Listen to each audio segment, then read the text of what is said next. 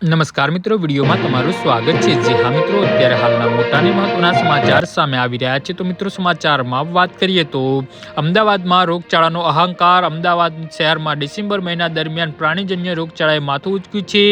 Municipal કોર્પોરેશનના આરોગ્ય અધિકારી ભાવિન સોલંકીના જણાવ્યા અનુસાર માત્ર ડિસેમ્બર મહિનામાં ટાઇફોઇડના 180, ઝાડા ઉલટીના 239 અને કમળાના 149 કેસ નોંધાયા છે।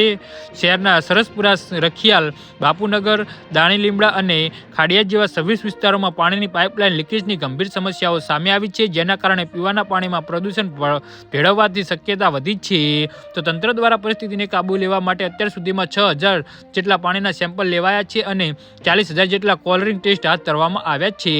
રોગચાળો ફેલાતા અટકાવવા માટે એએમસી દ્વારા બહેરમપુરા વિસ્તારમાં પાણી પૂરી બનાવતા એકમો પર ઓચિંતી તપાસ કરવામાં આવી રહી છે। આ દરોડા દરમિયાન આરોગ્ય વિભાગે 300 લીટર અઘાત પાણી અને 400 કિલો જેટલા સડેલા બટાકાના જથ્થાનો સ્થળ પર જ નાશ કર્યો હતો। આ ઉપરાંત શંકાસ્પદ ખાદ્ય પદાર્થોમાં 5 જેટલા સેમ્પલ લેબોરેટરીમાં તપાસ માટે મોકલવામાં આવ્યા છે। મધ્ય અને પૂર્વ અમદાવાદ અનેક વિસ્તારોમાં દૂષિત પાણીની ફરિયાદો ઉઠતા મનપા દ્વારા ડોર ટુ ડોર સર્વેસ અને કોલરિંગની ગોળીઓની વિતરણ કરીને કામગીરી તેજ કરી દેવામાં આવી છે। જી હા મિત્રો, તો આના વિશે તમારું શું કહેવું છે તો નીચે અમારી કમેન્ટ બોક્સમાં જરૂરથી જણાવજો અને અમારી યુટ્યુબ ચેનલને સબસ્ક્રાઈબ કરવાની ભૂલતા નહીં। ધન્યવાદ।